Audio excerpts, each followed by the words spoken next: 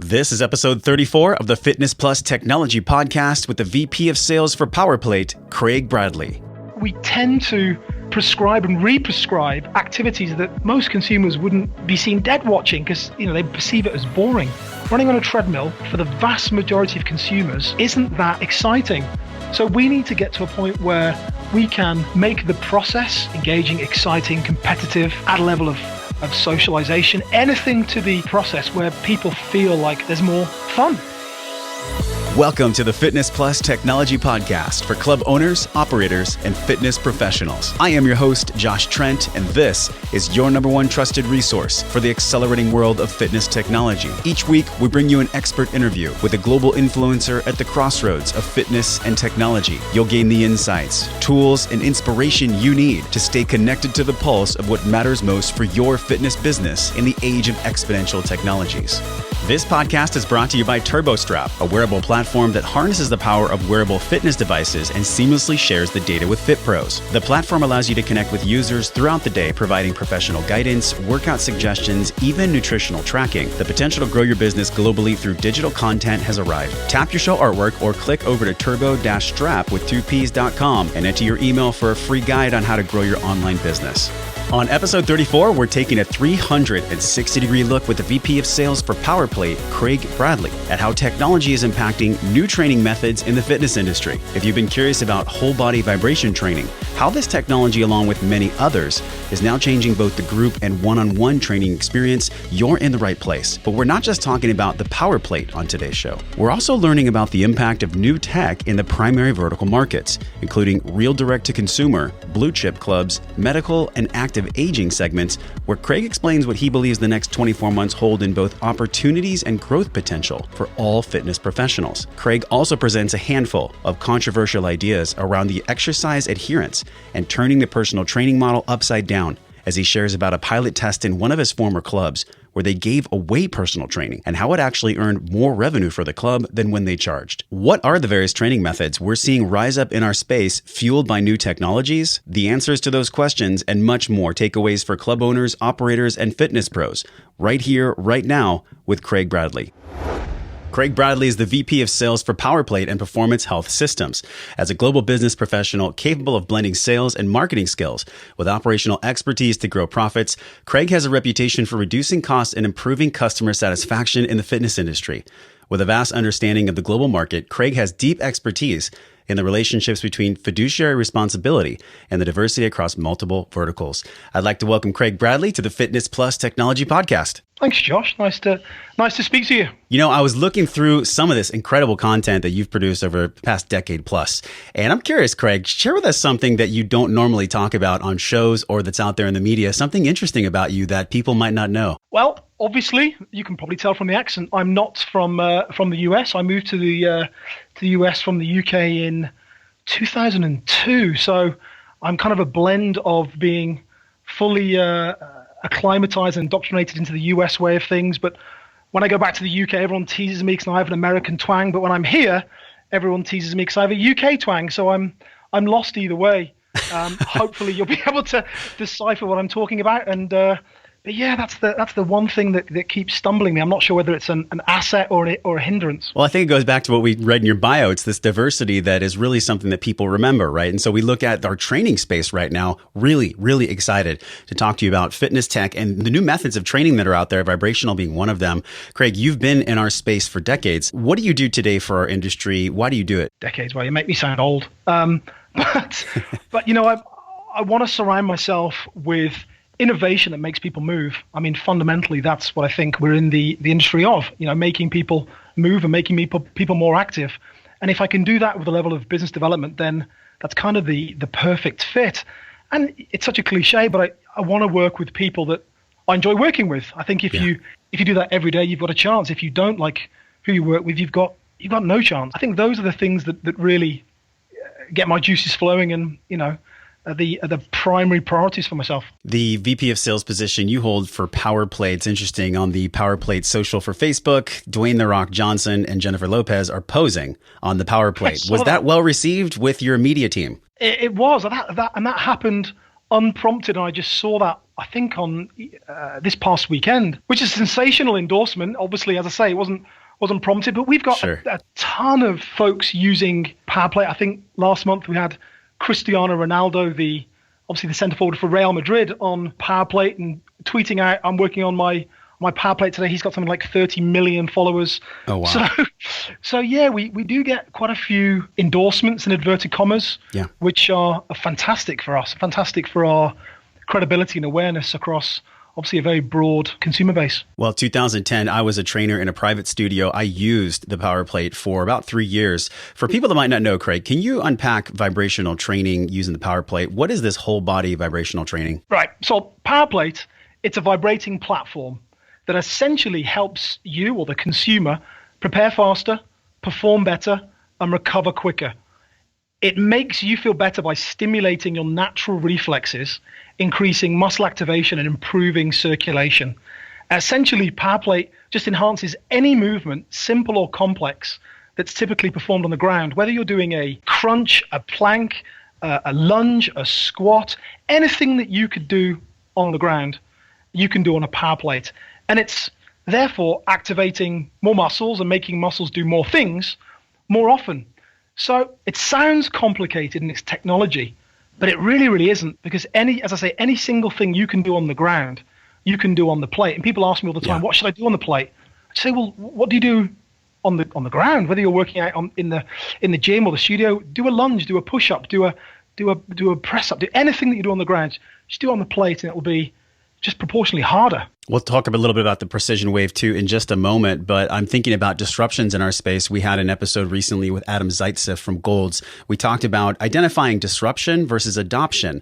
And so as we explore these positive impacts of something like the PowerPlate, besides PowerPlate and this vibrational training, what are a couple other disruptions or changes you see in our industry, Craig, over the next 12 or 24 months? You know, I think diet is the big one. What people put in their body is arguably as important, or maybe more important to what they do with their body. And I see that as a huge opportunity for fitness operators out there. Obviously, there are kind of diet subscriptions and diet companies, but if fitness industry, or fitness companies, I should say, can find a solution whereby they offer a diet solution to their subscriber base, I think that's a huge opportunity. Yeah. I think that's the first one. I think the second one potentially is the intermingling or the hybrid between service and technology. Look, people go to clubs for motivation and engagement. People know that if they run around the block or run up and down their stairs at their home, they're going to get fit, but they go to the gym for interaction, engagement, socialization, peer engagement, but effectively engagement. And if operators can increase customer profiling, provide algorithms in terms of designing programming or designing adherence tools, and I think that it really aids the service element. And I see more and more operators really taking the service element or the service proposition to the kind of gold standard, almost the hotel standard. And you know, you see Equinox opening up hotels and Midtown right here in Chicago, and opening in a new fantastic facility in downtown Chicago, which has a huge hotel annex next to it. So they're really looking to cross the bridge, I guess, between fitness, wellness, into hospitality. So I think that's a huge emerging area. And then finally, I think that the combination or the bridge between what consumers do in the club and what consumers do at home. Yes. You know, I see more and more options for the home user, Peloton as an example, or Daily Burn, or even PowerPlate, where you can use that product in your home. And I think it's inevitable that fitness consumers or maybe members of gyms need to supplement what they do at the gym with stuff at work or at home. And if the fitness operator can really embrace that reality and facilitate motivation or engagement when people can't make it to the club and have to engage in a regime at home or work, then that has to be an area of great opportunity, and an area where technology can really disrupt and enhance that reality. This is perfect timing, Craig, because when we look at how vibration training started in a lot of different pieces of our industry, we're seeing turning back the clock somewhat, where we're returning to the fundamentals and the basics. We actually just touched on this before we recorded. Vibration training, it was first used by the cosmonauts. How and why does this relate to current fitness clientele in muscle and bone loss? Well, that's the cool thing. We actually say, look, PowerPlate is rocket science. Everyone says, it's not rocket science, but PowerPlate literally is, because the technology behind power plate and vibration training was initially used by the Soviet cosmonauts in the 1960s to counteract muscle and bone loss caused by the zero gravity conditions in space. And that technology, that vibration technology, was really taken in the late 90s by the Dutch Olympic training team, and then commercialized and brought to consumers through ourselves. And many of the attributes in terms of the natural reflex stimulation, the involuntary muscle contraction, and improved circulation benefits, I think are critical for almost everybody that could or should use the plate. The reflexes that the power plate stimulates are highly specific, highly predictable, they're purposeful, and it's what the body loves to train against. So, in a club context, my advice to everybody, whether they're training on just the power plate for, say, 15 or 30 minutes, or whether they're going to go into a Zumba class or squat 1,000 pounds on the Smith machine, you should prepare and recover on power plate. It will increase your preparation for exercise. It will increase your recovery post-exercise. And if you bookend almost anything you do on a plate, even if it's just for 2 or 3 minutes before you go for a run on the treadmill and 2 or 3 minutes afterwards, I can almost guarantee your experience will be enhanced. Personally, I wouldn't go for a run unless I could kind of pre-activate and prepare on the plate before I run. Otherwise, I know I'm going to get problems with my shin splints, and my hamstrings and my glutes are going to get tight and they're going to act up. It's just it's just a good ritual for people to take in the preparation and recovery, pre and post almost any activity. Looking at the exploration too of this positive impact for different modes, different modalities of training, including technology focused and the latter, we're thinking about small group programming. I saw a couple weeks back you had the Association of Fitness Studios, a webinar you did about this, using vibrational training, this next evolution in training. Why did you feel like that was a good time to talk to these small clubs in the Association of Fitness Studios? What is this vibrational training doing for our industry right now? We've got several entrepreneurs that are out there who have built their own power plate training studios. One springs to mind, Plate Fit, on the West Coast. They have a couple of studios. They've one in West Hollywood, another one in Brentwood, I should say. In fact, you can go to platefit.co and check out that operation. But I think it's obviously something that's driving the industry forward. We see more and more fitness boutiques or studios popping up, whether they're using power plate or rowing or the bar method or any other different format of exercise. It's obviously an area that the consumers seem to be moving towards, I think, because of the high engagement, the high coaching and touch points and exercise correction and motivation opportunities. So I think that's something that we see power plate being able to assist within, whether people are using power plate in conjunction with other stations or modalities in a kind of circuit format, and we see several operators doing that, or whether they're doing it in a standalone format. And I thought that, what we need to do is really offer a kind of business in a box solution for operators that want to utilize vibration training and specifically power plate within their proposition. And it's not just in the small groups too. We're seeing power plate used for people that have multiple sclerosis, cerebral palsy, cystic fibrosis. I mean, all things from obesity to locomotion syndromes. Can you tell us about how power plate is evolving in that segment of more of the medical fitness area? For sure. Again, because of the involuntary nature of the muscle activation, the improvements of circulation and natural reflex stimulation, power plate has great applicability for most of those conditions. We've got so many studies and white papers on how power plate has been used and can be used. And people can just go to powerplate.com, look at white papers. We also have an internal training and education advisory group where we've got subject matter expertise with doctors and high performance trainers who can offer advice. So if people have specific questions on how power plate might be used in any of those situations or conditions, they're welcome to email me and I can connect them with the right person. My email address is easy. It's craig.bradley@powerplate.com. We'll definitely link that in the show notes as well. So if you're listening on the drive, don't worry. It's right there if you just click your show artwork. Craig, there's also a personal power plate. This is really interesting. I want to dive into the technology and the science here. 4 sections when we look at the personal power plate. But I want to ask you before we dive in, why now? I mean, what gap does this personal power plate fill for health and fitness consumers? It's the first time we've really taken the harmonic vibration of power plate or made it available to the mass consumer community. The plate weighs 38 pounds. You can pick it up, move it around. If you're a trainer, you can throw it in the trunk of your car. If you're a consumer, you could put it in your spare room next to the bed, wherever you choose to to exercise. And I think from a multi-directional or functional training perspective, it's really the perfect tool, whether, as I say, you're preparing for your day, whether you're recovering after a long day or recovering after exercise, or performing a full exercise routine on the plate. It's really the first time we've been able to bring power plate technology to the masses. I have one in my house. In fact, I have it in my office as well. So I'm on and off the thing all day long. Yes. It's great because, we're all busy people, and if you can grab a quick 5 or 10 minute workout during the course of your business day, or maybe in the morning, it really gives you that activation in a most efficient and simplistic way. I want to ask you a question here, painted against the wall, because we know that Bulletproof has a vibrational training system. There are some people out there that are trying to produce what you guys have as precision wave tech. Can you tell us about the precision wave, this harmonic vibration patent? Yeah, essentially what it's doing, the plate is moving in 3 planes of motion, up and down, front and back, and side to side, multiple times per second. So it's moving at a minimum of 25 and up to 50 times per second in 3 planes of motion, which causes the muscle to involuntarily contract when you stand on it. So if anybody goes to try a power plate in their gym and they put it on, they'll literally feel stimulation through their foot, through their calf, into the glute, into the hamstring immediately. And it's that precision wave technology that really differentiates the plate from other vibrational tools that are out there. Whole body vibration is not new to our space.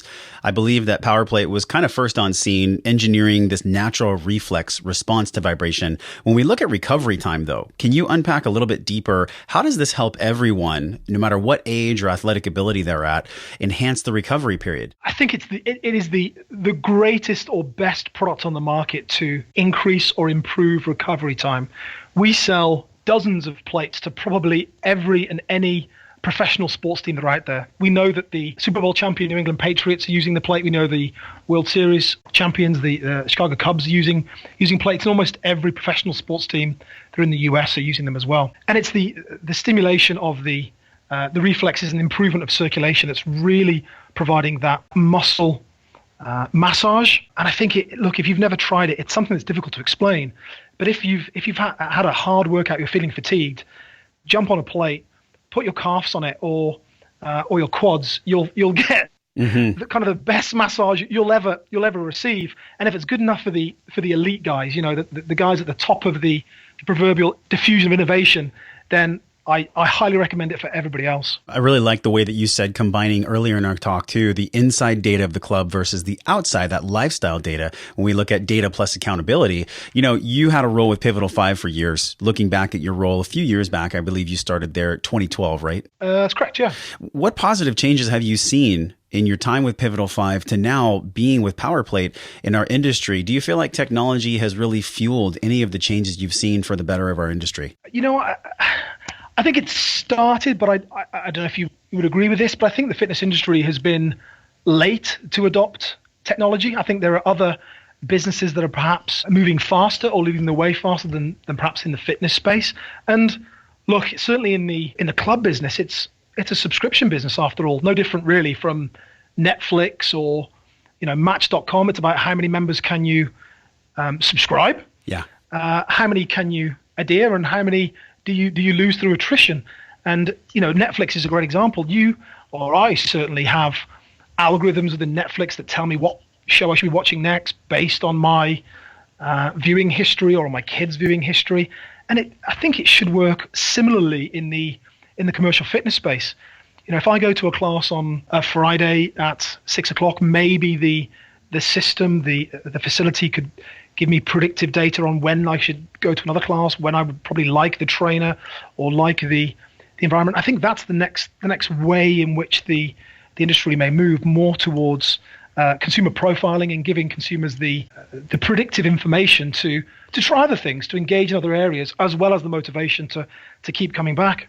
That is such a great point. And I think a lot of the data and the predictive analytics takes into account what vertical these customers are in. You and I talked a few weeks back, we talked about the 5 sections of understanding these vertical markets. One of them is real direct to consumer. Can you expand upon how you're seeing positive changes in that first channel of real direct to consumer? Well, yeah, I mean, from a fitness equipment perspective, obviously we sell direct to consumers.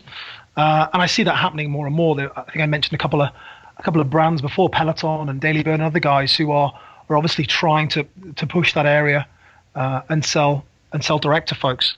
I think people are becoming increasingly confident and comfortable in engaging directly with fitness equipment manufacturers or providers. Yeah.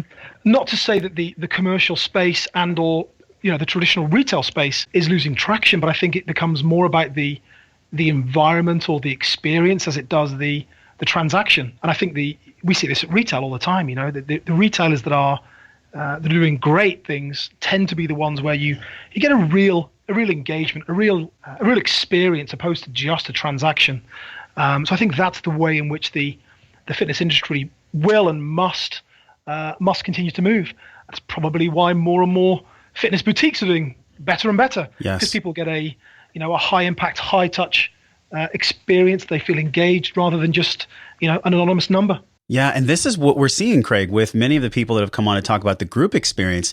People will pay more for that personal, unique experience in a smaller setting. We have clubs, small group training clubs, they're charging $200, $300 a month to have people come in and get a class filled with 20 people. But then we look at our active aging space. This is another vertical market. What do you see growing right now in active aging? We have a product and a program really for the active aging community. And I think that they want to stay young, in inverted commas. They want to have the ability to be mobile. They want to be confident. They want to have good stability, good balance.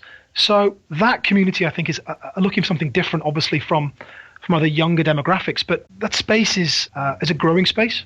Nobody wants to get older. People want to stay youthful and retain their independence. And that's an area where I think we certainly see tremendous opportunity in a prescriptive programming way, but also from a product development way. In episode 29, we talked with J.R. Burgess about medical fitness, this medical space, this vertical. Where do you see technology playing the role? Is it more in the analytics and the gathering of data, or will it be actual devices and tools that we can see be used in the medical space for fitness? It's a great question. I think both.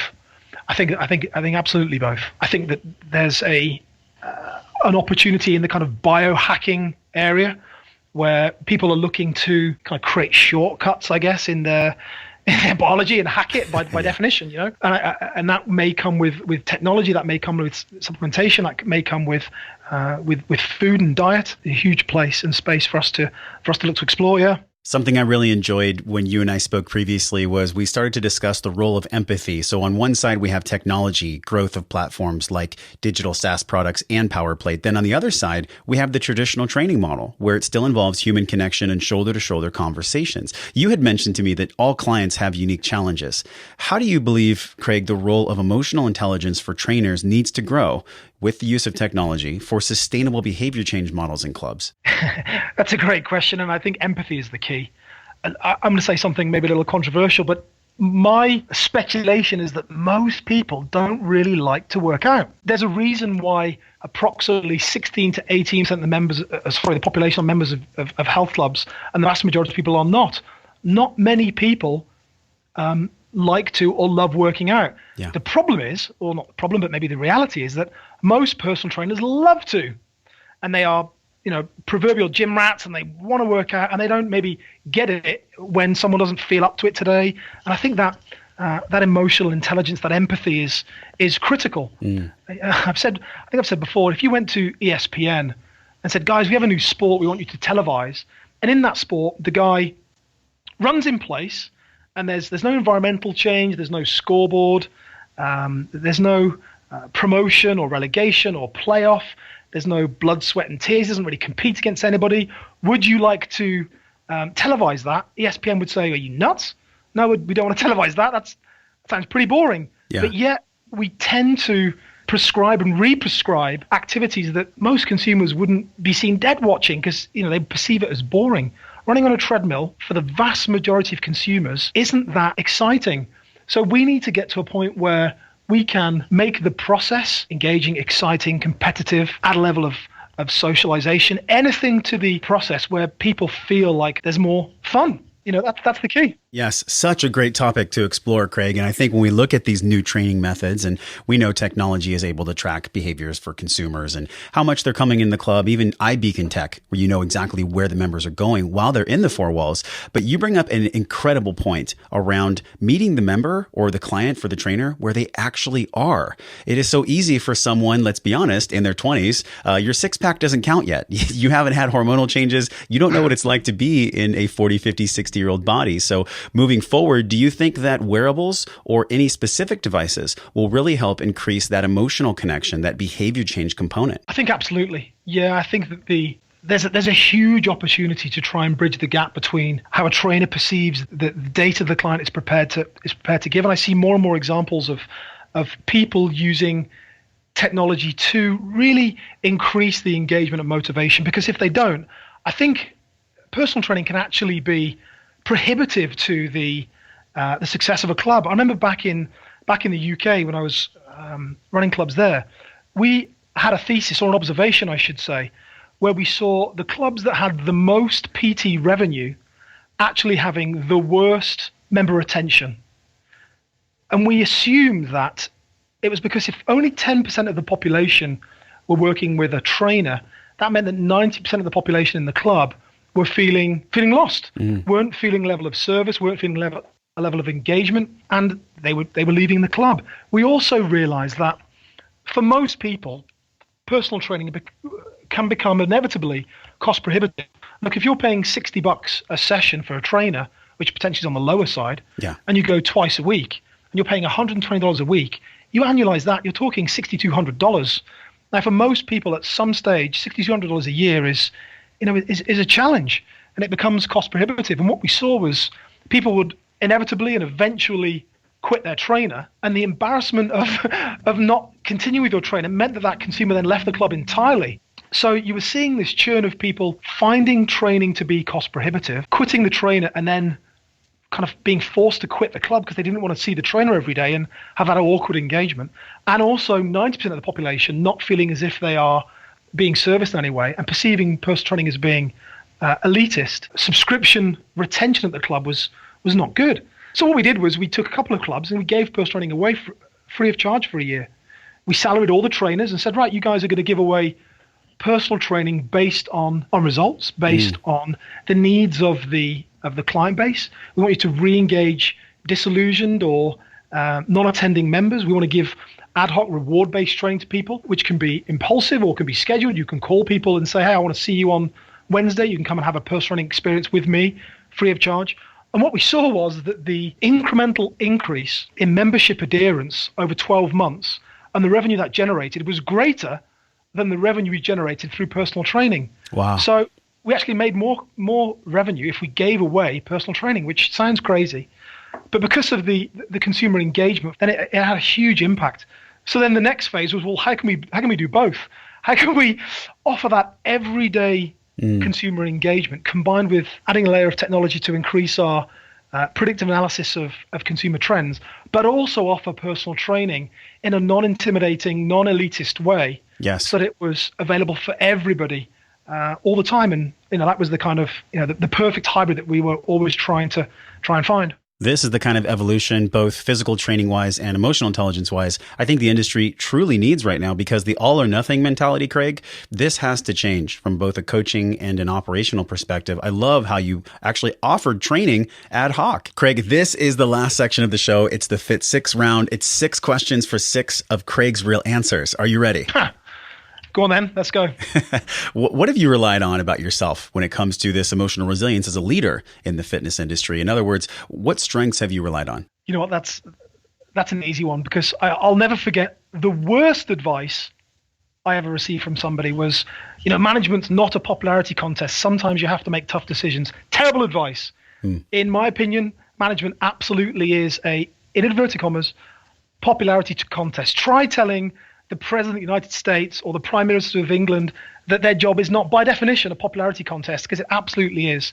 Yeah. The skill is, can they be popular, again, in inverted commas, with their constituents, the Congress, Senate, everybody around them. So what I always try and do is, look, you need to balance and be fair in the process to make sure that you are popular, again, in inverted commas, with the people that you are subordinate to and the people that you are subordinate to. Mm-hmm. Making people who are subordinate to you stay a little extra and driving them and making them work on weekends may make you popular with the guy that you are subordinate to, but they may not enjoy that process. And vice versa.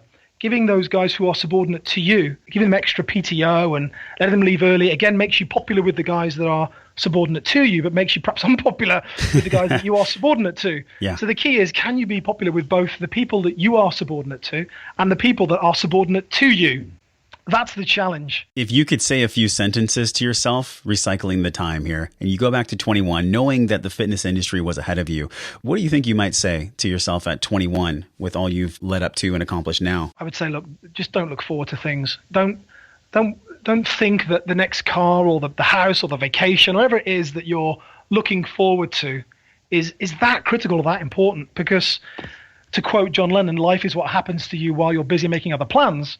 You know, I can't wait for my vacation in 3 weeks' time. Well, what about the 3 weeks? What are you going to do today to enjoy today? So my advice would be, look, don't always look forward to the thing, whatever that thing is, and try and enjoy and maximize today. Do you have any tech devices you use personally that support either your life or career? Any apps or devices or software that's helped you in any way? I'm a slave to my iPhone and iWatch or Apple Watch. I use them all the time. Obviously, I would say that I have a power plate in my home. I have one in my office. I have one outside of my office. So I'm using those all of the time. But I think that certainly the iPhone has been the most significant device, I think, in the fitness or maybe in every category for the last 5 or 10 years. I think it's revolutionized the way in which people engage with their wearable or their tracking mechanisms to try and keep motivation and keep accountability for what they do on a daily or weekly basis. And I really couldn't live without mine. We talked a lot about new training methods, and we explored a lot of different nuances within the space.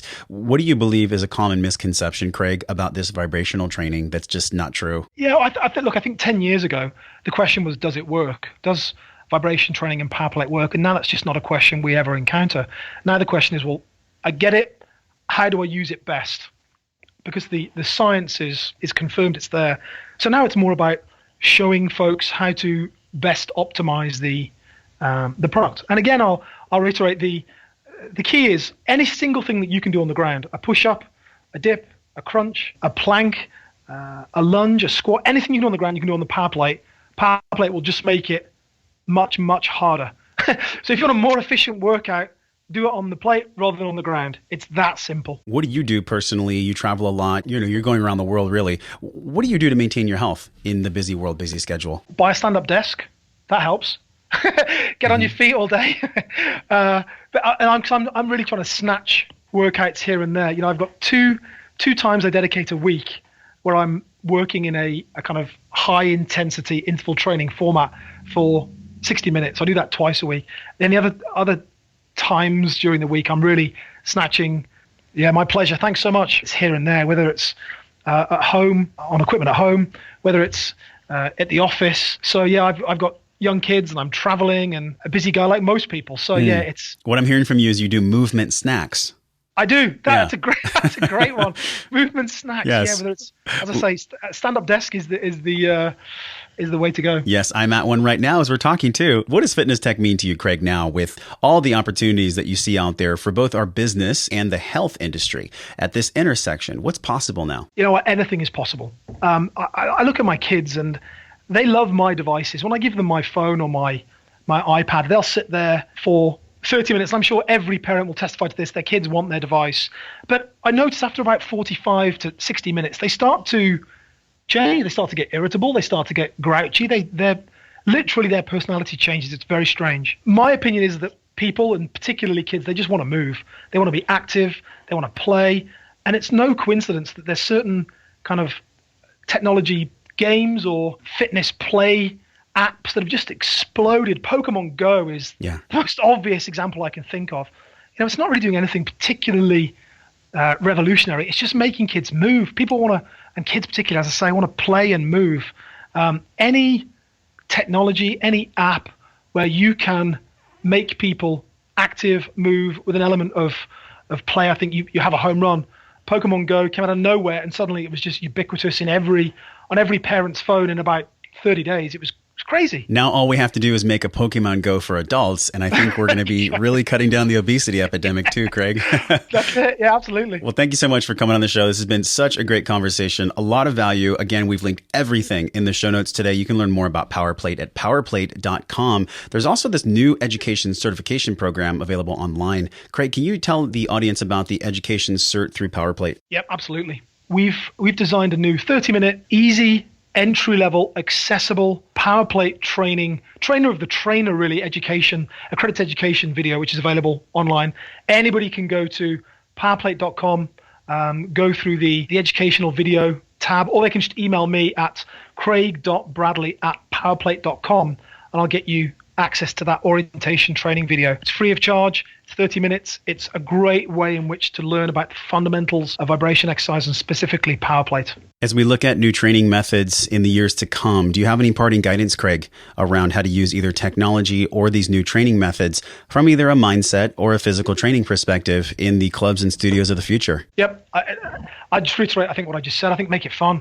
I think the more you can engage folks, the more you can coach folks in a fun environment, the more adherence you'll see. There's a reason why most of the fitness brands that are more party, playful, and fun in their orientation do extremely well. And that's the area that I would try and encourage people to look to explore. Craig Bradley, thanks so much for coming on the Fitness Plus Technology Podcast. Yeah, my pleasure. Thanks so much. Craig reminds us about how important it is for fitness pros to practice emotional intelligence combined with technology will be in the digital world ahead. The reality is that many fitness pros are gym rats and they love being in the gym and working out. But the clients they work with don't always share that same mindset. And the long-term behavior change strategies from trainers that want to serve their clients where they actually are must include smarter touch points through cloud-based accountability and proven behavior change models. Vibrational training is currently proving to be a revenue booster for small group training where novelty and individualized programming are valued most. But we're also seeing the medical and active aging space rapidly adopt vibrational training due to its benefits and low impact for people who suffer with chronic conditions. Smart clubs and small group training facilities are taking a bigger look at vibrational training in 2017. Craig believes that combining member club usage data with the data sets outside the four walls of the club are the future of fitness and represents a major opportunity in both revenue and customer service. Imagine what omni-channel and omnipresence experience could be delivered to our members if we could contextualize their data in and out of the facility, tailored to give them the right message at the right time based on how they actually live. Thank you for listening to the Fitness Plus Technology Podcast. Here's a quick message from Brian O'Rourke. Hey, Josh, thanks so much for doing this great podcast. Friends, if you're enjoying this podcast, you're really going to enjoy following at Fit Tech Council. Follow me at Brian K. O'Rourke. And you'd really, really do us a big favor if you could go on iTunes or wherever you're listening to this and give us a 5-star. If you're enjoying it, please give us a 5-star and please share this podcast. Help spread the word about technology and the great opportunities it is creating for our industry space. Thanks so much for listening.